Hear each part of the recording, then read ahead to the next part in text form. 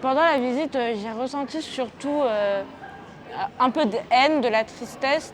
Pourquoi de la haine? Parce que je trouvais ça horrible de faire ça à des humains, faire ça à... C'est comme si les nazis se faisaient ça à soi-même, parce que c'est inhumain ce qu'ils ont fait.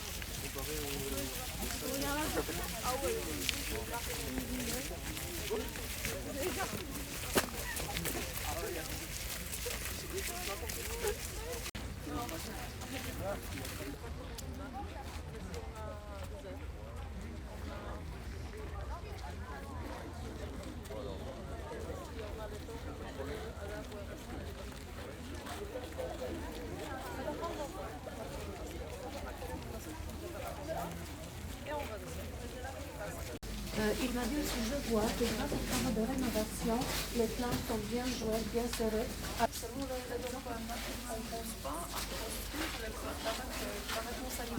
Regardez au-dessus des grilles. Vous voyez, vous avez quoi?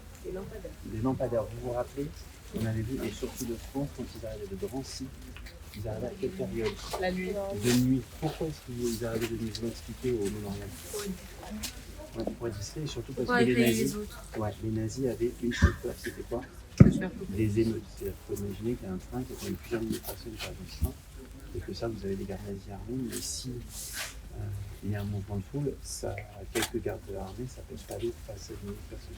Et qu'ils arrivent forcément à donner. Donc le camp est éclairé. Alors pas les pylônes électriques qui ont été rajoutés par la suite, mais ici ça vous permet justement de surveiller, et vous aviez les autres prisonniers qui de nuit étaient dans leur baraquement, peut-être dormaient. Et donc ça évitait justement que les prisonniers qui arrivent dans le camp se rendent compte de ce qui allait leur arriver. Vous savez, il y a une question juste derrière moi. Ouais, c'est une de quoi? Ouais, c'est ça. La four crématoire et une chambre à gaz. Et pourquoi elles sont en ruine, on l'a déjà évoqué, mais c'est important de. Ouais, c'est ça, exactement. Ils ont détruit pourquoi? Ouais, c'est quoi comme vérité qu'ils veulent cacher? C'est ça. En fait, ce crime, l'épreuve du crime qu'ils essaient de passer, ça nous permet d'aborder quelque chose qui, étrangement, on pourrait dire, on n'a pas encore abordé aujourd'hui, mais parce que, comme je vous l'ai dit, on a commencé par les guerres concentrationnaires, et là on vient de rentrer dans le centre de mise à mort. Mais qu'est-ce que c'est que ce crime que les Allemands ont opéré derrière moi, et qu'est-ce que c'est ce crime qu'ils veulent cacher le plus possible en détruisant les preuves? Ouais, crime contre l'humanité. D'autres termes comme ça que vous avez vu en cours. Des meurtres. Des meurtres, ouais. Et comment on appelle ça, la mise à mort systématique? Exactement, un génocide. Ouais, l'exécution, etc. Tous ces termes, et celui de génocide qui est très important parce qu'il définit ce qui s'est passé derrière moi, ce pourquoi ce lieu est aussi important, ce pourquoi on termine ce matin ici, parce que c'est vraiment le génocide, la mise à mort systématique des Juifs d'Europe, la solution finale à la question juive, tous les mots qu'on peut utiliser, c'est ici que ça prend forme. Nous allons passer pendant la visite dans le camp, comme que l'on dit dans les prisonniers, bien sûr, ils ont fait les conditions d'habitation.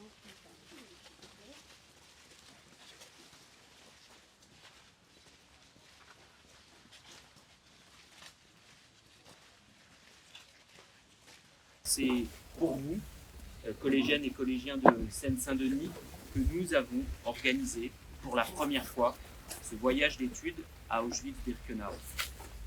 Car c'est vous, la jeunesse, qui allez être ces passeurs, qui demain transmettrez aux nouvelles générations la mémoire de cette page terrible de l'histoire de l'humanité. L'extermination, ici, de plus d'1 million de juifs et de près de 6 millions d'hommes, de femmes, d'enfants pendant la Seconde Guerre mondiale, parce qu'ils étaient juifs. Ce qui s'est passé ici, et ce qu'il se passe à chaque fois que des meurtres de masse sont commis, c'est à chaque fois le même mécanisme. On retire à l'autre son humanité, sa qualité d'être humain. On ne le reconnaît plus comme un semblable, parce qu'il n'a pas la même religion, parce qu'il n'a pas les mêmes idées, parce qu'il n'a pas la même origine, parce qu'il n'a pas la même couleur de peau. Et aujourd'hui même, en Europe, en France, on voit se multiplier des discours qui réduisent l'autre à sa religion, à son origine, et qui par là lui enlèvent une part de son humanité, qui nous empêche de voir l'autre comme un semblable. N'oublions jamais qu'au bout de ces logiques d'exclusion, de déshumanisation, qui dressent les gens les uns contre les autres, il y a souvent l'irréparable, comme ici, à Auschwitz-Birkenau.